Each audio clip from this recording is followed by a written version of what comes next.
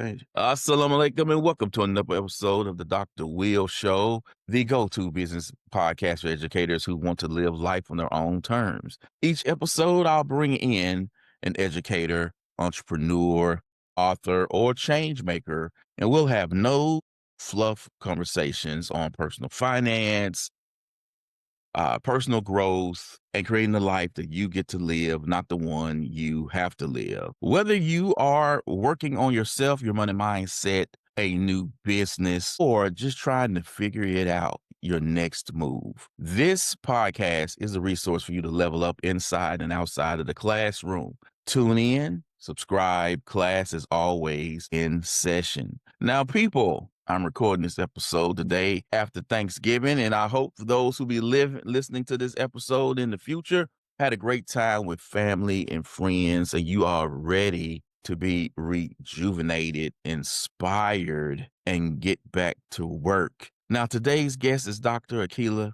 Willery. Y'all need to know who she is if you don't already know who she is. All right. In the EdTech game, we know her as one of the big ones who has been out here influencing and teaching and leading educators on how to reimagine technology in the classroom. But she has gotten into this entrepreneurship. She has written a book. Her podcast, listen, I'm getting shamed because I started my podcast years before hers, and she has surpassed me. She's just doing it big time, big time, big time. And I want to have her on the show because recently she put on a live event, and we're going to get into that and talk about how you as an entrepreneur can launch your own live event. So for those of you listening on Apple Podcasts, Google Podcasts, iHeartRadio, Simplecast, Stitcher, Spotify, and Audible, Dr. Willery, will you please reintroduce yourself? First of all, thank you. And I'm saying this in the spirit of Thanksgiving. I am very thankful that you and I crossed paths. And I don't even know how long ago it was now. It's been a minute when we first crossed paths. And I will say that it was in the EdTech space, in the spirit of EdTech, encouraging educators to do some courageous things in their classrooms and even think about their impact beyond the classrooms. And at that time, yeah, like I say, we were in these EdTech streets preaching the gospel and making sure that everybody knew the power that they had to make a difference. And at least on my side of the world, it's expanded a little bit. I still always introduce myself as an educator, even though I'm not actively in a classroom or with a school organization anymore. But my platform that I've created is called Melanated Midlife. And it has been birthed, I'll say, out of all the different midlife transformations that I've experienced myself. And because of talking about those experiences, some good, some traumatic, some with intention, and definitely those things that have led to my own transformation, it's all been broadening the conversation. And that's pretty much been my mission, is to make sure that more people, women of color, men of color, that are over 50, that they understand that this season that we're in, your priorities are already shifting on their own, and you don't have to sleepwalk through this time. You can actually redesign some parts of your life, some parts of what you want to accomplish, and you're coming at it with more wisdom. You're coming at it probably at a time in your life where you're more financially stable than you've ever been. And I want people to just turn the mirror to them and say, this is my time. This is about me. This is where I may have put some things on pause because of career that I was chasing or family responsibilities, parenthood, childhood, all of the things where you were in service to someone else's expectations. And I say, this is a time now where you can shift a little bit and you can be 100% selfish. You can say, this is all about me. This is what I want to do. And I want people in the conversation to help get to that point. So I'm all about folks in midlife that are ready to take that next courageous step. All right, all right. So, people, I'm subscribed to Dr. Akilah, and I follow her on the socials. So I get the email, live event, seeing on the socials, and now all of a sudden I'm looking at it, I'm like, oh, this is nice. This is real nice. And she drops 2 videos. So as I'm watching the first one and I'm looking at everything, I'm like, "Oh, this is okay. All right. Like, I know this person. This person did this. This is something that when I saw this, I said, this is unbelievable." Not only to look at the event and how beautiful everything looked, but even the visuals in the video and the socials, I was like, okay, I gotta have Ron to talk about this because this was just mind blowing to me.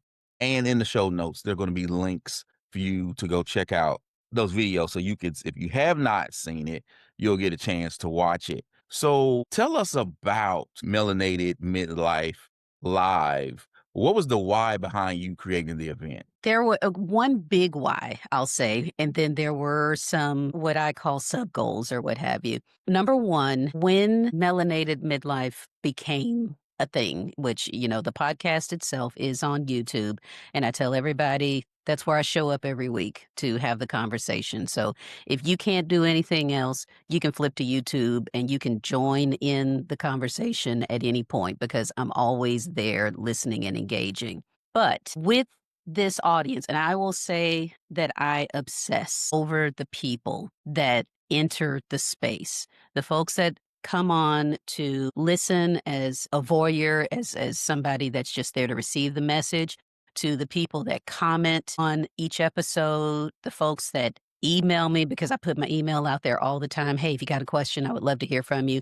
I obsess over the thoughts and the things that this community brings up because it helps feed my understanding of where other people are on this midlife journey. And I was able to understand very quickly that these are very real people that are coming into the conversation, that are entering this virtual space and wanting to connect over all of these topics.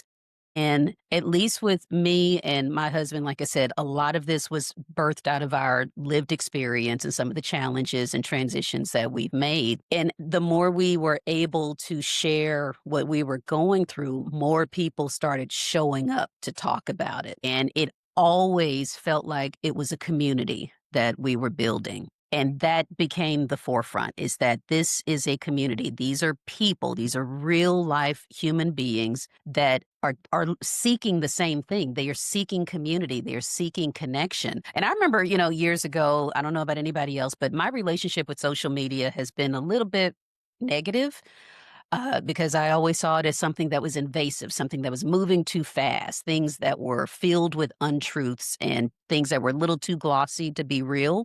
But since doing this and making this connection with other folks in the melanated midlife community, I realized that these were human beings. And the way I obsess over them, the more I wanted to meet them, the more I wanted to bring people into a space where we could have those conversations and it be safe spaces. I mean, I don't have to tell you or convince you that we are in a period in our country, in our history, where there are fewer and fewer safe spaces for people that look like us. There's attacks on so many different ends. If you mention the word equity, you practically have to whisper it because there's just so much opposition to the whole diversity conversation. And when we first started the podcast, Melanated Midlife, I remember thinking, do I want this to be an audio podcast where I can hide behind my, whatever and nobody ever see me, nobody ever know if I've got on pajamas that day or if I've got makeup on or if my hair is all over my head. I was very intentional that I wanted people to see this is a Black woman sharing her lived experience as educated, somewhat successful, someone who's been around the block a few times. I wanted to share all of the warts and all. I wanted you to see that and put this Black face with the story, with whatever it is that I'm teaching. So that's a very long way of me describing that. Because of that, I wanted other people to feel safe coming together in an event where we could have those types of very rich conversations. So did I know it was going to be exactly what it turned out? No, I just knew I wanted to bring people live and in person together. So, with my brother-in-law, who's been my production partner on the podcast, I remember saying very deliberately, I said, at some point, we are going to have what I call living room conversations. And I imagined it being a small, intimate space where we were going to have a couch and some pillows, and there's always wine. It doesn't matter what the vision is in my world, it always involves wine.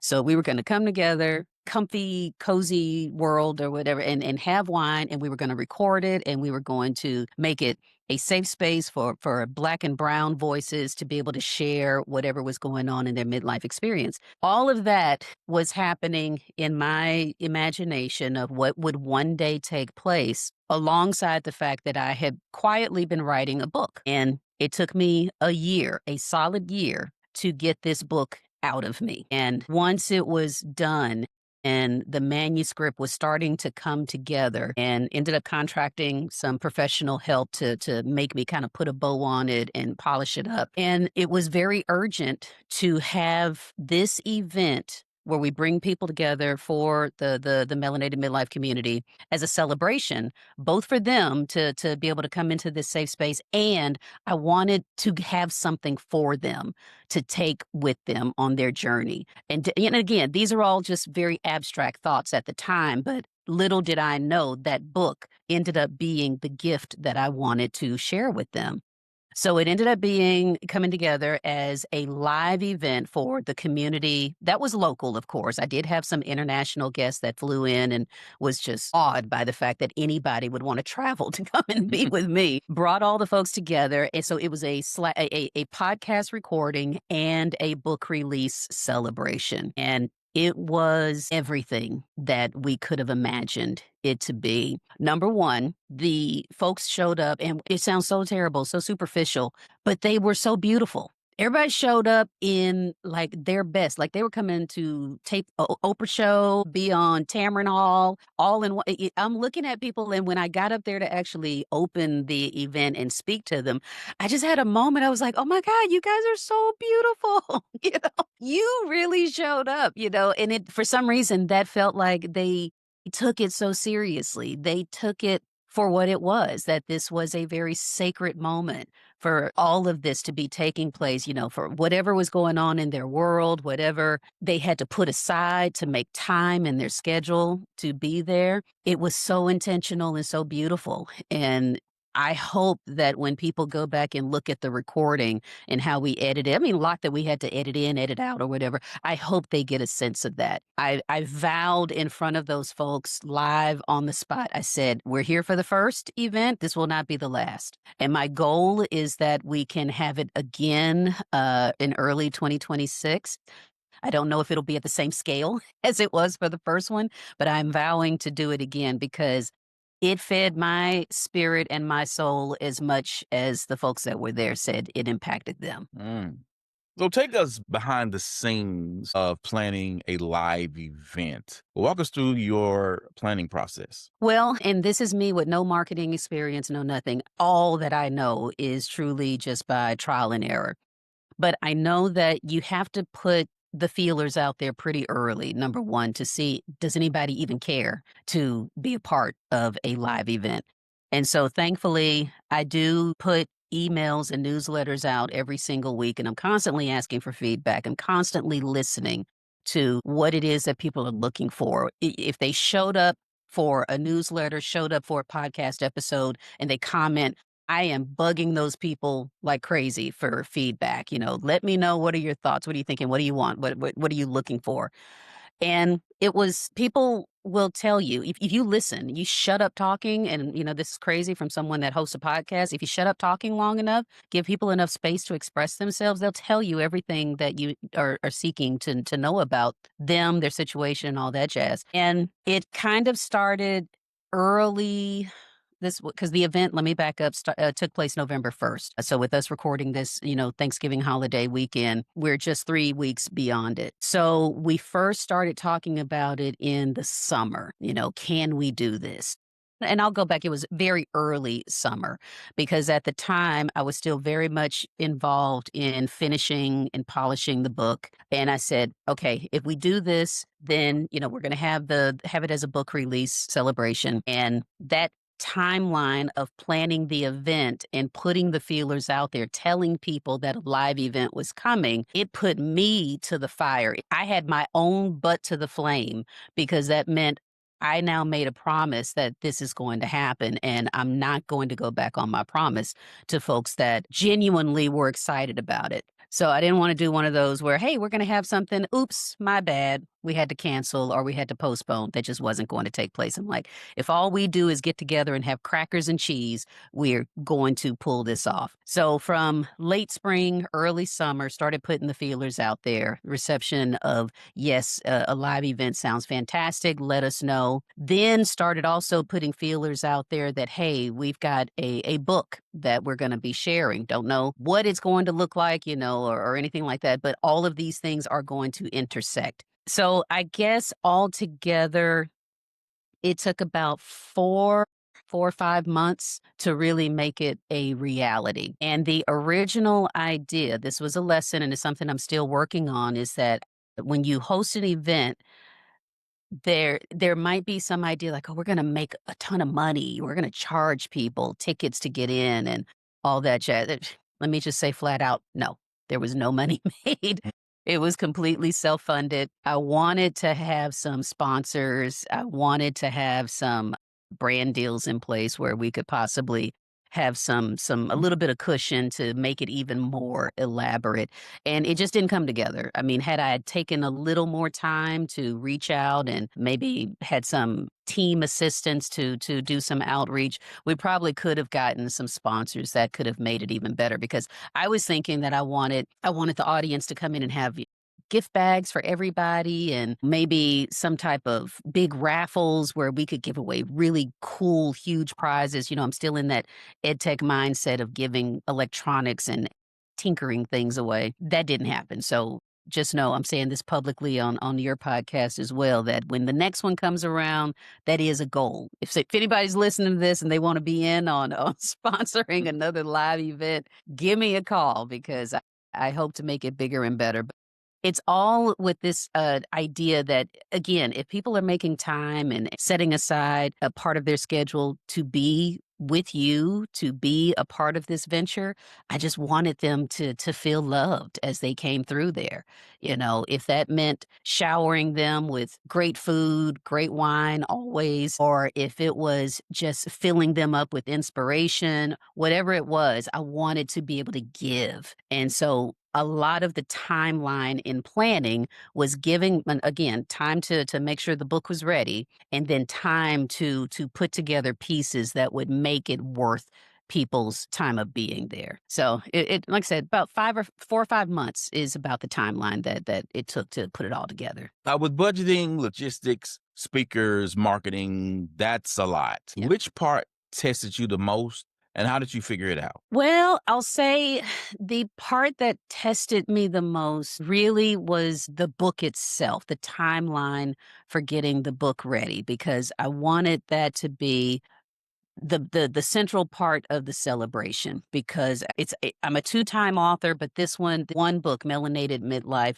was very much a labor of love because it is what I consider a manual for people that are going through midlife, specifically women of color that are feeling the transition, but they don't quite know what to do with those feelings. And everything about the book and having it launched live in that space, I wanted everybody to feel like they've now got the tools that they need to go and do their thing. And that was very important to me. I wanted it to land just that way. And I am very grateful to God, the universe, everything that made that moment possible, because that is exactly the message that was received with women that have told me what their experience was like. And I think that's the main thing is that we have all this about, being authentic and stepping out there on faith or whatever, yeah, that was all true. I was taking this event very personally because it wasn't about me. I wanted the people that were coming to feel everything that I wanted to shower them with. I wanted them to walk away from this event completely filled up, making sure that they walked away with the book that gave them all those tools, all that inspiration that weighed very heavily on me. And so it did come together, and I say this with all gratitude for everyone that was a part of it, that thank God it landed exactly that way. So I've gotten a lot of feedback since the event and the book launch that the emotion that they felt in the room, the emotion that they felt from the messages from the panelists and everything, it continued after they left that day and they started reading the book. And I've had a few messages that were left from me that were truly emotional where and I get emotional thinking about it, but folks say that they cried just reading the first section, and they were like, I don't even know if I can finish it because I'm so emotional." And I've heard that over and over again, and I'm like, "Okay, then mission accomplished. It did what it was supposed to." So how did you go about selecting your panelists, the folks that you interviewed? What qualities were you looking for to make the conversation real, relevant, and transformational? Well, I tell you, anybody that listens to the podcast, if they go back, if they're fans of the podcast, they will see that the people that were on the panel have been guests in the podcast chair with me. So the ladies that were there, Charlotte Stallings, Tara Stidham, and Angela Brock, when I say they are super badasses, they are the super badass women that I want to learn from. And I say that very humbly, that each of these women, when they individually appeared in their own separate podcast episodes with me, I sat there and I was just like, oh my God, we could keep talking forever. I'm learning so much. Please, can we continue this? Would you like to be a part of an event? And when I asked each of them if they would be interested in being a panelist on a future event, I said it exactly like that because it hadn't really come together yet. I knew that I was going to do something that would be live and in person to bring the community together. But the beautiful thing that I feel very blessed that they all said yes blindly because I didn't have anything to prove to them that it was going to be fantastic. I didn't have anything to say, hey, here's a sample of how it's going to look. Or I mean, there was none of that. I just said, can you say yes? Can I get you on board now while I'm still building it, while I'm still figuring it out? And to their credit, every single one of them said yes immediately. There was no hesitation, no nothing. They were like, whatever you got, we're on board. We have faith in you, and we're going to help you bring it to reality. And so the women and the men that have ever been on the podcast, I fangirl them myself. I try very hard to, number one, respect their message, respect their expertise, because with the ladies that were there on the podcast, oh, excuse me, on the event, the panelists, they all have different areas of expertise. And I wanted diverse conversations, not just the diversity of the people, because it's all women and men of color, but also the diverse messages that everyone would receive that day. So we had expertise on budgeting, which is Angela's area. Charlotte Stallings is she is a badass on multiple areas, but in particular, just about following your bold ideas, betting on yourself and understanding the business end of who you want to be. And Tara's story is just phenomenal and inspirational and very emotional. But she's putting it all out there about dating and relationships at this age. And these are all stories. And I'm just like, oh my God, we got to put this in front of more people. We got to keep this conversation going. Can you join me on stage to do all of this live? And instant yes from each one of them. And looking back, and don't get me wrong, I mean, with all the folks that we've had on the podcast before, there are a couple of others that I also added because the initial idea was to have this giant panel. Well, I won't say giant, but a bigger panel, about double the size. And there were a few that just truly were not able to be. Nobody said no, but there were a couple that weren't able to be there simply because they weren't going to be in the city on that day. But eventually, like I said, when we do round 2 or round 3 or round 12, I'm gonna bring some of my favorites back because It was just too good not to do it again. But yeah, I think ultimately the ladies that were there, they showed up and showed out. So how did you work the event? Shared that everything that I could have dreamed it would have been. So how did you work the event so that it would be from a both strategical position as well as marketing, that it would provide a showcase for your podcast as well as to highlight and launch your book and serve as a platform for your new Melanated Midlife Redesign Lab? Well, a lot of luck, I think, because again, I'm somebody that's still figuring out the marketing side of it. But one thing I have learned and have just accepted is the podcast itself. If the audience is there and you talk about the things that they want to hear, because they will ask questions, they will make comments. I make sure that the market is speaking directly to them. One thing that has helped throughout this entire journey of planning the event, of just marketing the podcast and the book, is I've got to understand that this is not about me. It might be my face on the picture. It might be my face on the book, but the stories, the lessons is about the person that is picking up that book, the person that is tuning in to the podcast, the lady that drove across town to be sitting in that seat for the live event. It is about them. And I'm able to take some of my nerves, some of my cringe, all of the things, and I can get out of my own head when I realize that this is for them to experience something special. And all of the messages that you would have seen from me on social media leading up to that, because I basically marketed it through my social media channels and through email. Very simple, you know. And once I decided because it's me and I have a few other folks helping me out, literally. And we on my LinkedIn, you would have seen on my Facebook posts that it was really talking directly to that one person. And it seemed to work. As long as they were able to imagine themselves in that seat, imagine themselves being a part of it, it was a win. And being able to do it with the idea that it's, I don't know, again, that you don't have to take it so seriously. Folks will see me show up sometimes with my bifocals on, with makeup on, sometimes right after I finish a workout and I look all tomato faced and hair is all over the place. I have to make sure that I get the message out, that it's about the message, that it's about the person that needs to receive that message that day. And then it seems to all kind of come together. How did you design moments for connection and belonging? And what surprised you the most about the energy in the room?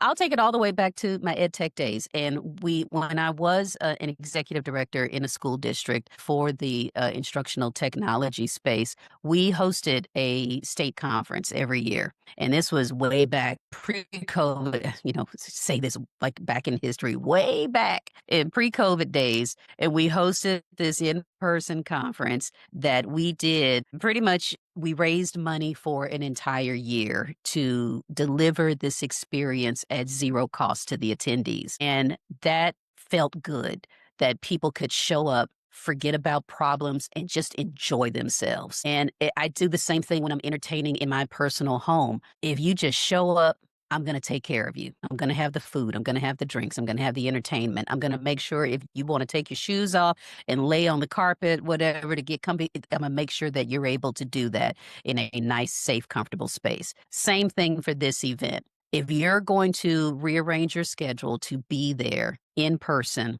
I'm just going to love on you all that I can. So when folks showed up, I had family members, I had a few volunteers that were helping out. The first thing is that I wanted them to be greeted. I wanted somebody at the door to just say hello. Thanks for being here. So glad you're here, or whatever. And at that time, the people, and this is another thing I will also say, we always want to make the jokes about being on CP time. My folks that showed up, they were there on time. They were beautiful, number one. They showed up on time and they walked in the door smiling, ready for the experience. So they brought the energy and we just made sure that we protected that. And that was the thing, we had it kind of set up, like I said, in living room conversations, but it was a much bigger space. We had roughly about between 50 and 60 people in the room. And had there been one additional person, it would have been too tight. but they were able to be in nice, comfy, cushiony chairs. We did have food. We did have sangria, wine and other things to keep the spirits nice and light. We had a DJ, of course. Remember, I'm with the over 50 crowd, so we had a lot of 90s and early 2000 jams that were going. I said, set the vibe, and we're just going to make sure we keep it going. And folks walked in, and everybody was at ease. Everybody was relaxed. Whatever was weighing them down before they got there, they were able to just enjoy themselves for a couple of hours. And that was the spirit that I wanted to protect. And once they, like, again, I looked at it as just hosting a big party in my house. You show up and I'm gonna make sure you're taken care of. So, what conversations happened after the panel that confirmed that this event was necessary? A lot of emotional responses. And just like we were saying, talking directly to those people, I heard that over and over again, where the people were saying, I felt like you were in my head. I felt like you were speaking directly to me. I felt like you knew my story. And that is that was the target. I wanted everyone to, number one, see themselves in the stories that were being shared by the panelists, by myself, and even, from the podcasts in general, past podcasts where they were just like, I get it. Because the whole goal is that we have a complete community of midlife folks that realize whatever it is that they've been hesitating with, whatever the dream is, whatever the shift is that they want to make, that yes, it is possible for you to do these big, bold things that you're hearing spoken around you. And all credit to the ladies that were there on the panel. Again, Angela Brock, Charlotte Stallings, and Tara Stidham. They talk about their successes from a very personal, vulnerable space of, I was here, these things happened in my life, and here's how I picked myself back up. All three of them, if you go back and look at the live event, or if you look at their individual appearances on the podcast, they started from some very painful places. Their shift happened after something in life threw them a curveball, and they were kind of forced to figure some things out. They were knocked out of their safety and comfort zone, and they had to figure out another way, whatever that would have been. And from there, great things started happening. And so, with the ladies and the few men that were in the audience, for them to say, oh, you know what? I get it. I'm in a weird place right now, but what I want to do is possible because I heard it here, or because we talked about challenges openly and how you can put these tools, in your back pocket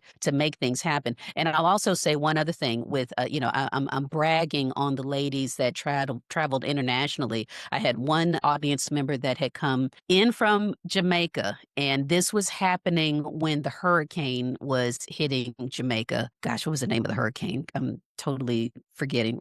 But it was just within the past month, completely destroyed the island. But she was able to leave and get to the mainland here in Houston safely.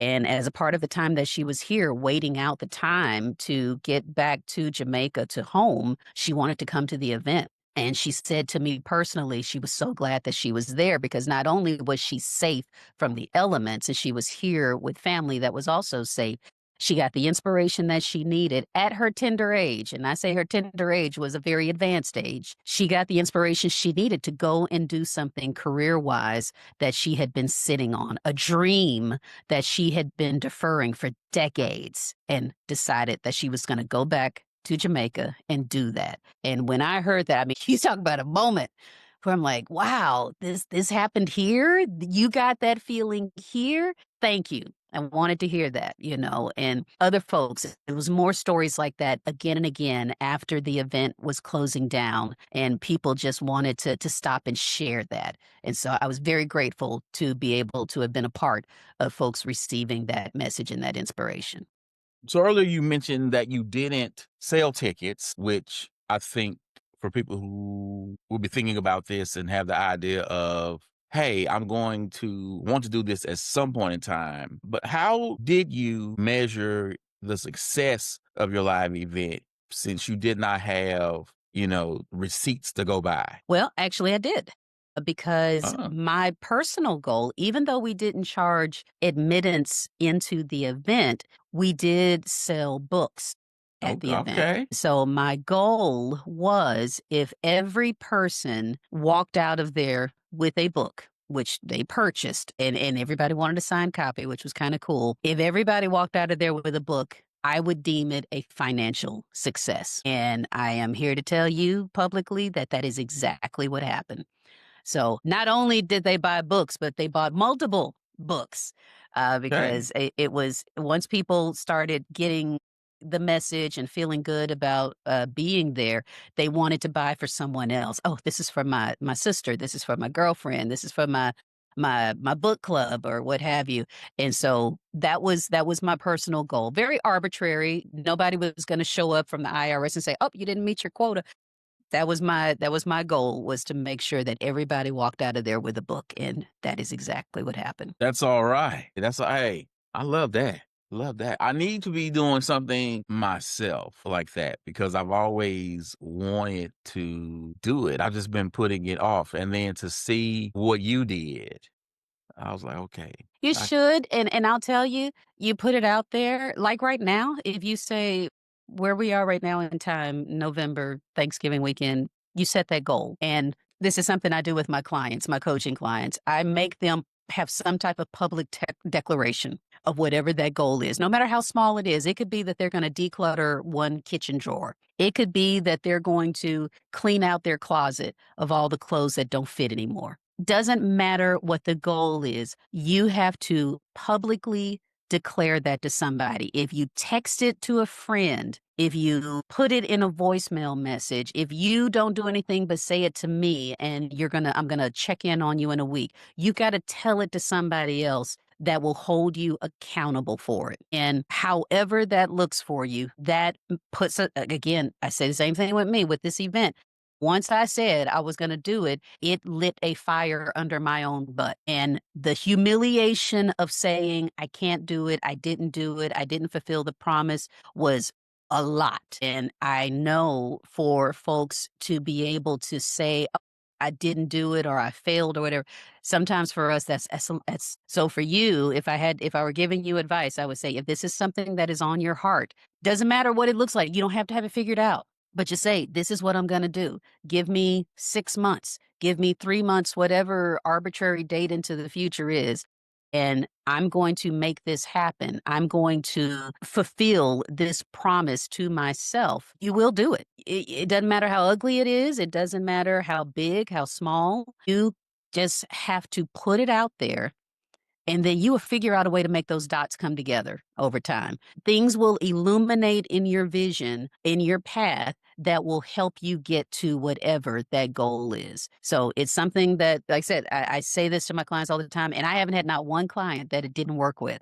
When they keep it a secret, when they keep it, locked in the back of their mind in, their secret desires, of course, they can keep lying to themselves for whatever amount of time. But when you put it out there publicly, when you say it to somebody and you put a date on it, it magically happens. all right. I'm about to get to it then. So looking back, what would you say or what would you do differently? And what did you do that you said this worked so well? I know next time I'll be doing it the same way. One thing that I would probably do differently, like I said, I would probably get more professional help. Because we did this very grassroots, very self-funded, and it worked. So don't get me wrong. I don't say I don't have regrets about the way we did things this time. But now that I've gone through and done the entire process, whether it was the outreach, the marketing, the everything, I would bring in more professionals that would do the work for me. So we did have professional catering. We had the drinks that were put together by a professional bartender, brought in a DJ, had some help with a few other things, but I would rather sit down with a team of maybe 4 or 5 people and just say, here's the vision. Can y'all go do it? That's probably what I would do differently the next time. The other thing I will say is with the bigger idea of bringing in other groups, other sponsors or whatever, I still want to bring in some products, some brands that cater specifically to this audience because I want them to understand the power of their dollar. I want to be able to highlight small businesses that are owned by Black and brown faces, particularly women-owned businesses, and just to have that curated space of things that I like and love and feel aligned with my values. And I'm recognizing that a lot of my values, it's universal and aligned to other midlife women because our stories are very similar. So that's something that I think I would probably do differently. That being said, again, I will repeat, I don't have any regrets about the event and putting it out there publicly to that I was going to do it, whatever because it landed exactly like it was supposed to, but I wanna keep elevating it. I still got goals to keep doing it better, and I liken it to, like I said, experiences, and in this day and age, post-COVID, where we've done a lot of things virtually, even you and I, we have developed this relationship across states, and it's great. I'm very grateful that we have the technology that allows us to do this, but I still think that the human to human, soul to soul connections that we are able to make when we're in the same space, in the same room, I want to continue to make that possible for this community because there's a certain aspect of our humanity that I think we just have to be very protective of. And with us in front of screens and doing so many things with automations and technology or whatever, it is great for handling some of the things that take a lot of time, but I still want humans to be together. I want us to be able to share love and share inspiration and just protect that very fiercely. So I want to touch on your book for a minute before we close this out. And people, I got her book, Melanated Midlife, and we can call it, and in your book, Midlife Redesign Manual. What made you write that book, particularly at this time?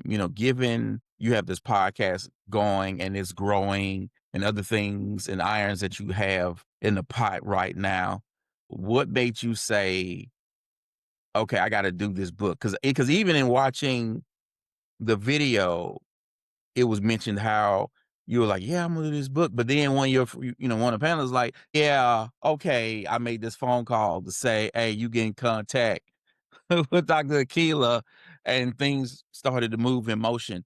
Why this book? Why now? I tell you, this book, number one, it was a life goal. There were a few things that I, had a checklist as that good girl that always played by the rules. There were a lot of things, and as an educator, we shared this where there is a certain path that we all just kind of go down as educators, where we do the work, we put our life and souls into the impact of impacting other young minds and getting to the point where I could say, I'm now an author. I'm able to write something that will be an archive to the human race one day and be able to look back on it, all of that. But the other thing is that when my husband and I started making some shifts in our lives through and this is not all rosy. So let me say that our midlife transition, the things that we did from downsizing our home, once the kids were gone and off on their journey, downsizing the home and moving to the center of the city and offloading a lot of things and changing careers. As we were doing these things, friends and loved ones started asking a lot of questions. Why? Why are you selling your house? Why are you deciding to willingly move into an apartment? And instead of living the American dream of just retiring out there and riding off into the sunset kind of thing.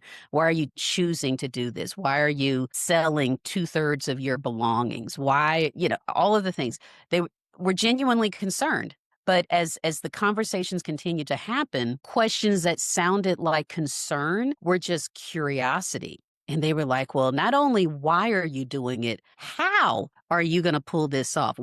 Tell us about the benefit. And those questions started to sound less like criticism and more like people were interested in learning for themselves. That people started questioning, is the path that we've all been going down with, the suburban house and, staying at a job for 35 years and retiring with a pension, which pensions just don't exist anymore. All of those things that were a part of our regular lives for previous generations, they were starting to not exist anymore. And alternative ways of living out your dreams, your goals over 50 were starting to pop up in different places.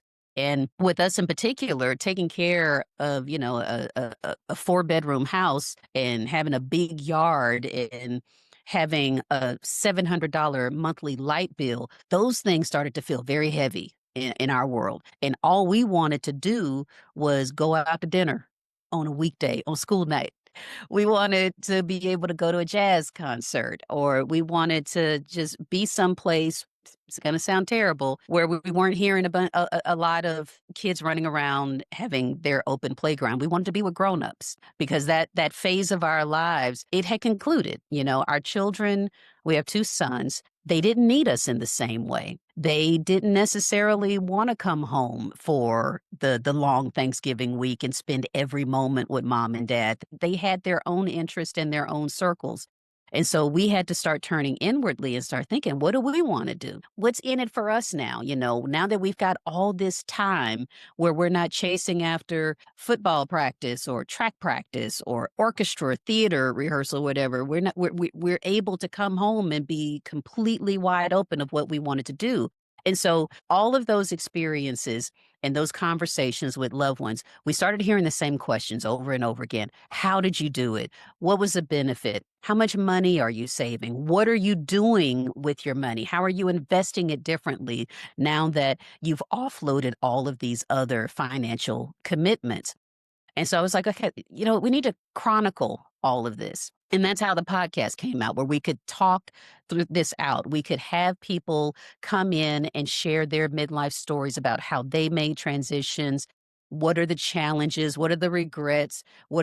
How does life look when you decide to sell your house and move to a beachside? How does it look like if you decide to sell everything and just travel for 6 months or whatever, and you decide that this is what I want? I'm not concerned about other people's expectations. All of that, those conversations were so rich. I said, I got to get this written down. And it started with our story and being able to say, these are the areas that I felt where our transition had some monumental impacts. And for me, that was 3 key areas: with my career, or with anyone's midlife career, with the way, basically, I say the way you make money, the way you live at home, and then how you set personal boundaries. So with your career, your home, and with yourself. Those are the 3 areas that I feel are very key. And if one of those areas is feeling heavy, it causes everything about your midlife to go into misalignment. If you're feeling like you've been too loose with your personal boundaries, you feel obligated to other people. If your house is no longer fitting who you are today, and like I said, when we're younger, we buy the big house. We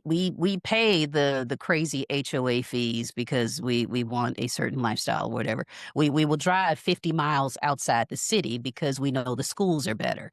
But when those things about what school somebody goes to is no longer a part of your reality, you're like, okay, well, where else can I go? If I decide that I want to not cook dinner anymore and I want to hire somebody else to bring in food for me, what does that look like? What does it cost? How much does it cost to be me at this age for the life that I want to live? To be able to write that down based on the conversations that we've been having over and over again with loved ones and with our expanded circle. And then as the podcast grew and the conversations that were growing from there, to be able to take all of that and condense it down into what I consider a midlife manual, that was my gift back to the community. It's like, if you truly want to do this, if you're tuning in to this every week and you're hearing these conversations and they're inspiring you and you feel like, okay, I'm right here at the edge of the cliff and I want to jump, I want to do this fantastic thing or chase after this big goal, but I just need a little bit of how to. I need a little bit of the steps, or somebody tell me the risks to reassure me, then this is the book that they would need to have. And I tell you, so far the reception has been very positive. I hope people continue to buy it, not just because I want you to book. Yeah, I want you to buy my book. I say that with no shame. Yeah, go please buy my book. I put a lot of love and a lot of hours into it. I tell the story that the way I was able to get the book out, I set my alarm clock for 5 a.m. every morning because I work from home. So I was able to go directly from my pillow to my laptop, and I made myself write from 5 a.m. For about 2 hours every day. Some of it was complete crap.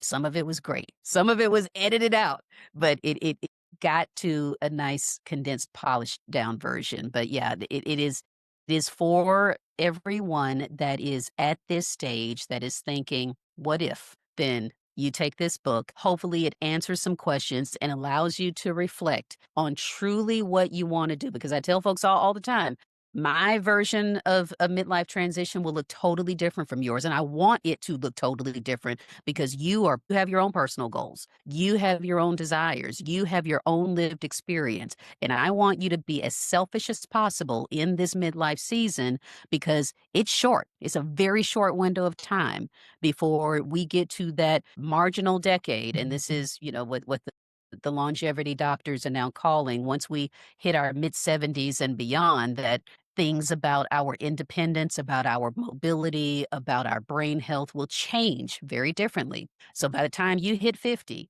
and you hit that time of 70, 75 years old, that is that sweet spot for you to be as selfish and as adventurous as you want to be, because there will be a day, time, nature will slow you down whether you want to or not. And I don't want you to get to that point at 90 years old with a bunch of regret, thinking, I wish I would have tried that one thing. So this is their permission slip. It's all right.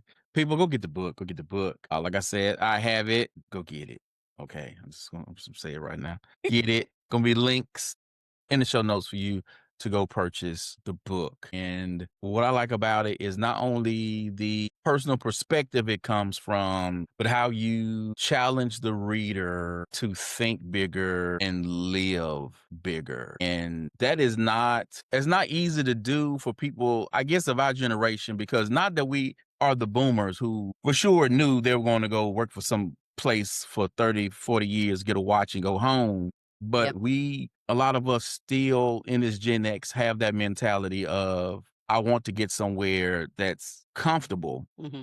and I'm just gonna go to work and show up. And it may be where you end up working at two companies instead of one, but the idea of I'm gonna job hop, or I'm gonna just do all of these things, is very unfamiliar for people, in our age. And Yeah. so when you're thinking about, being bold and upgrading your vision, and how do you move forward, whether or not you've been laid off, or, because you could just still be one of those people. Because I was having this conversation with my wife and my sister, even from educators. If you start teaching at 21 and you actually retire, like you put in your full time, you could Yep. be 50 years old and be done, Sure. right? That retirement check is in the mail.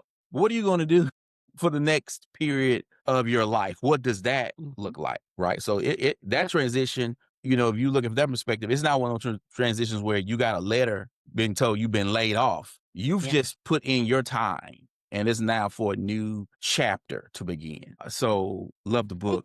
Go ahead.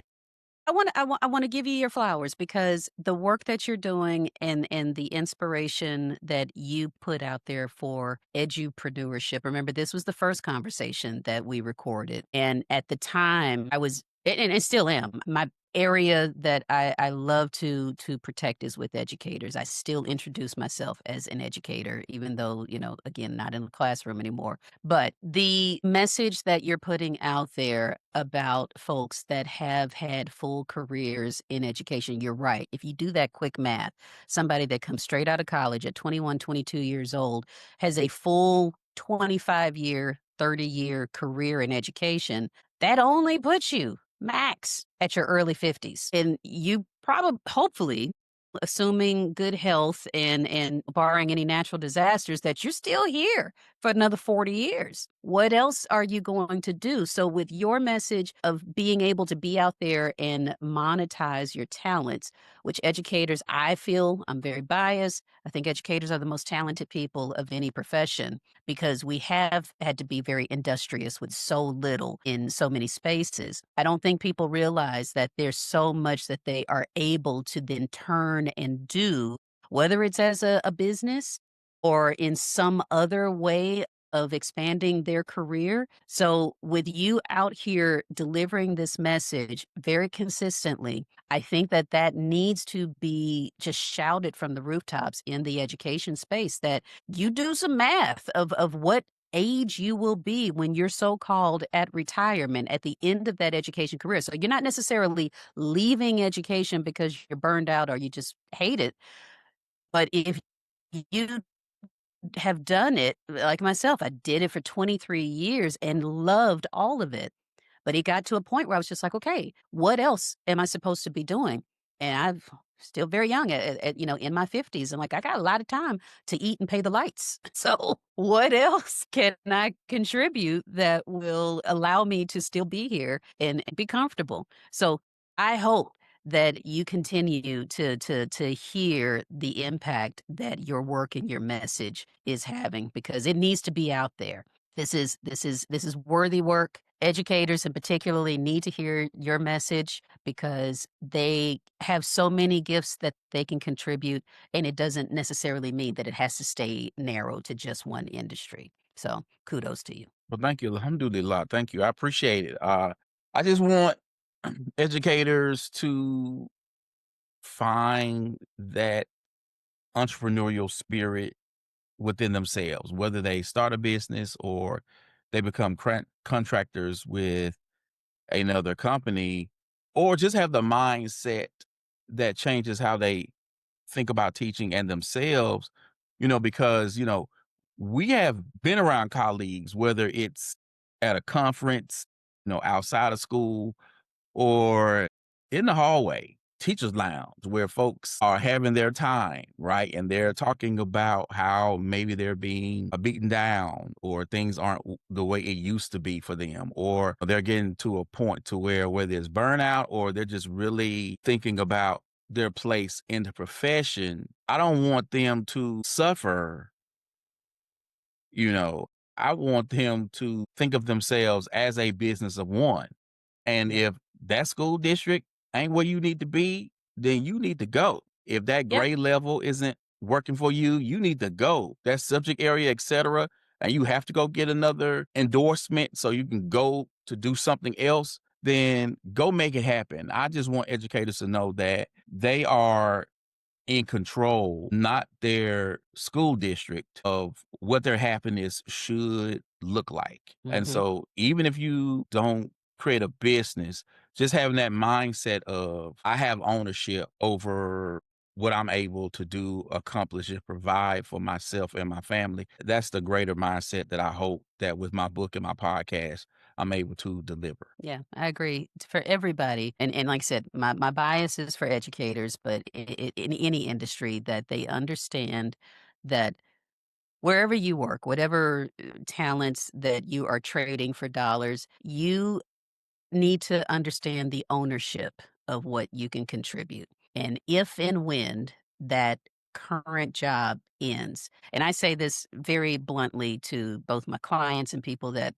listen to the podcast, does not matter what kind of job you are, doesn't matter what industry you are in, every job is temporary. It will end at some point, whether you choose to end it and sever ties with the organization or if they come in and decide for you, at some point that job will come to a close. And what will you do in that time? Have you saved enough? Have you invested well? Have you figured out another way to offer your talents in a different space? These are all things that we need to consider constantly. So, if nothing else, I want people to understand what is the other lever I'm gonna pull when my current gig ends, and just be ready for that. And you will probably have a little I won't say less stress, but, hopefully you'll have at least that one thing of life of all the stressors figured out so that you're never caught off guard. And I don't want anybody to be caught off guard when their current professional situation shifts. Be ready, understand your value, and how you can make an impact someplace else. All right. So before we go, what's the one piece of advice you have for someone who is interested in hosting a live event? And what's one mistake first time event creators should avoid? One thing I'll say is to give yourself a long enough runway and think of what your real life situation is right now. So don't go too far. Don't say this is something I'm gonna do in 10 years. I'm saying within the calendar year, what is it? What's gonna be a good time and space to pull this off? So if we're talking like right now at the end of 2025, if you're saying I need a year because I want to raise money, which that is a very real thing, think about how much of your personal money do you want to put into this, or do you want to bring in people that are going to sponsor for you?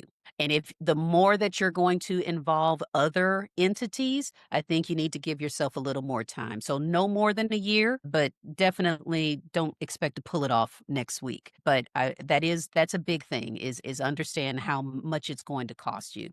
The other thing I would say is that think about big picture what you want the vibe to be. You can host an event any place in any space. It doesn't matter if it's in a museum, if it's in a library, conference room, if you rent out a hotel space, if you have it just in a open park that's beautiful or what have you.